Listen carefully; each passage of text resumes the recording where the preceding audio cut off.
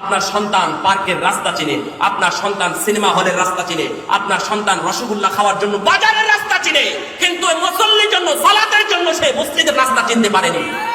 মা বোনদেরকে আমি বলবো, আপনাদেরকে বলতেছি, আপনারা মা বোনদের সালাতের দিকে লক্ষ্য করুন, তারা সালাত ঠিকভাবে আদায় করে না।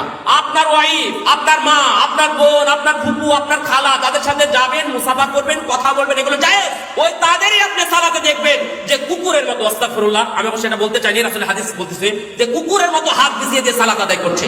কারণ ওরা আগ থেকে জেনেছে যে মহিলাদের সালাত আটো সাটোভাবে পড়তে হবে, যেন পর্দার কোনো খেলাফ না হয়, এই জন্য ওরা সালাত আদায় করছে। ও দেখবেন মাথা মাসাহা করতে জানে না, মাথা মাসাটা একটু শিখিয়ে দিবেন।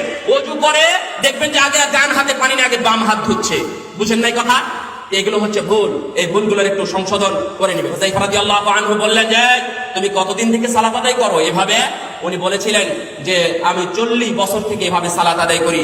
হুযায়ফা রাদিয়াল্লাহু আনহু সহিহ বুখারীর মধ্যে এসেছে।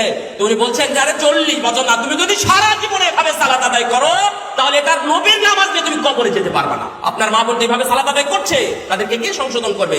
ওই মসজিদের ইমাম, হুজুর, নাকি এখানকার বক্তা গিয়ে আপনার বউকে সংশোধন করবে? কে সংশোধন করবে? আপনাকে সংশোধন করতে হবে। তাদেরকে সালাতের বিষয়ে আপনি একটু গুরুত্ব দিবেন, কারণ এই বিষয়ে অনেক হাদিস এসেছে। আমি হাদিসের দিকে যাচ্ছি না, শুধুমাত্র সালাতের নির্দেশই আছে।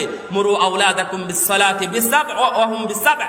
তারা যখন 7 বছর বয়সে তাদেরকে নির্দেশ দাও তারা যেন সালাত আদায় করে। 10 বছর হলে তাদের উপর কঠোরতা আরোপ করো, প্রয়োজনে মৃদু প্রহার করো, তারপরেও তাদেরকে সালাত আদায় করাও। সালাতের প্রতি তুমি সালাতের জন্য তাদেরকে প্র্যাকটিস করাও।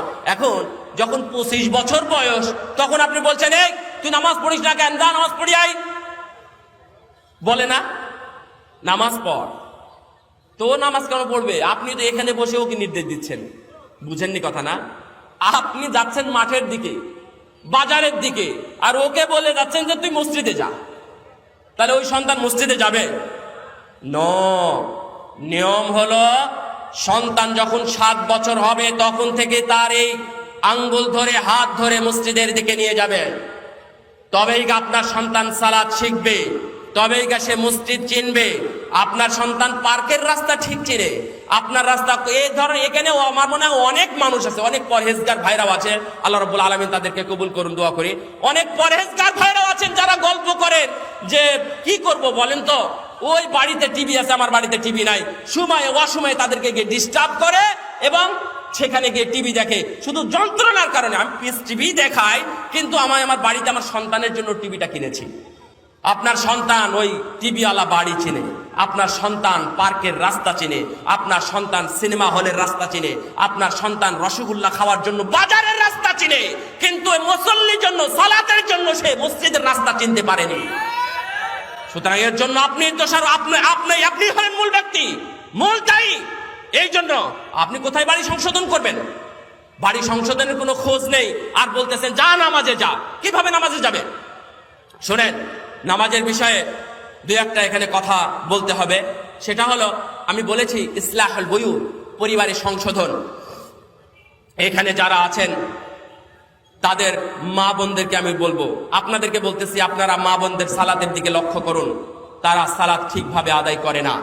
বিশেষ করে ওরা জোহরের নামাজ কোনোদিন ঠিকভাবে আদায় করে না। বুঝেননি কথা? আপনার ওয়াইফ, আপনার মা, আপনার বোন, আপনার ফুপু, আপনার খালা, যাদের সাথে যাবেন, মুসাফা করবেন, কথা বলবেন, এগুলো জায়েজ। ওই তাদেরই আপনি সালাতে দেখবেন যে কুকুরের মতো, আস্তাগফিরুল্লাহ, আমি অবশ্য এটা বলতে চাইনি, আসলে হাদিস বলতেছে যে কুকুরের মতো হাত বিছিয়ে দিয়ে সালাত আদায় করছে। কারণ ওরা আগ থেকে জেনেছে যে মহিলাদের সালাত আটো সাটোভাবে পড়তে হবে, যেন পর্দার কোনো খেলাফ না হয়, এই জন্য ওরা সালাত আদায় করছে। ও দেখবেন মাথা মাসাহা করতে জানে না, মাথা মাসাটা একটু শিখিয়ে দিবেন। অজু করে দেখবেন যে আগে ডান হাতে পানি না, আগে বাম হাত ধুচ্ছে। বুঝেন নাই কথা? এগুলো হচ্ছে ভুল। এই ভুলগুলোর একটু সংশোধন করে নেবেন। সম্মানিত উপস্থিতি, আপনাদের এই সংশোধনগুলো নিয়ে আসা উচিত। সালাতের ব্যাপারে বলছিলাম যে সালাত আপনি ভুলভাবে এখন আপনার মা বোন আদায় করছে। হুযায়ফা রাদিয়াল্লাহু আনহু বললেন যে তুমি কতদিন থেকে সালাত আদায় করো এভাবে? উনি বলেছিলেন যে আমি 40 বছর থেকে এভাবে সালাত আদায় করি। হুযায়ফা রাদিয়াল্লাহু আনহু সহিহ বুখারীর মধ্যে এসেছে। তো উনি বলছেন যে আরে 40 বছর না, তুমি যদি সারা জীবনে এভাবে সালাত আদায় করো তাহলে এটার নবীর নামাজ নিয়ে তুমি কবরে যেতে পারবে না। আপনার মা বোন যেভাবে সালাত আদায় করছে তাদেরকে কে সংশোধন করবে? ওই মসজিদের ইমাম হুজুর নাকি এখানকার বক্তা গিয়ে আপনার বউকে সংশোধন করবে? কে সংশোধন করবে? আপনাকে সংশোধন করতে হবে। সুতরাং সাবধান। এরকম এরকম এভাবে অনেকেই হজের মধ্যে গিয়েও ভুল করছেন, সেগুলো সংশোধন করা উচিত। পরিবারের সংশোধন বলতে যেটা বোঝায়, পরিবারকে কোরআন সুন্নাহর আলোকে যেন আপনি গড়তে পারেন, পরিবারকে কোরআন সুন্নাহর আলোকে যেন তাদেরকে আপনি উপস্থাপন করতে পারেন এবং আল্লাহর সন্তুষ্টির জন্য তারা কিছু করতে পারে, এইভাবে আপনি চেষ্টা করবেন। ইনশাআল্লাহ দেখবেন আপনার পরিবারে শান্তি ফিরে আসবে।